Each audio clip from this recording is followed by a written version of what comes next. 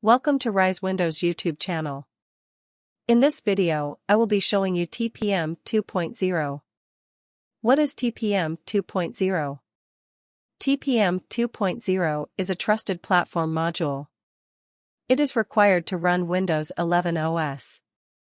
This feature is an essential building block for security-related parts.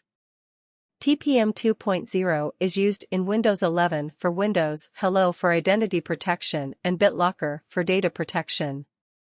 The job of TPM 2.0 is to protect data used to authenticate your computer. How do you check whether your Windows PC is compatible with TPM 2.0? Step 1. To check TPM compatibility on your Windows 11 and 10 PC, go to the Search tab and type Run. Step 2. Now open Run and type tpm.msc and press Enter or OK. Step 3. TPM Utility will open a window and check all related information. You can enable and disable TPM from here. You can also reset your TPM settings. Further, on Windows 10, download the PC Health Check application and run that app. This window will show you whether your PC is compatible with TPM 2.0. You can also check TPM 2.0 related information by the below steps.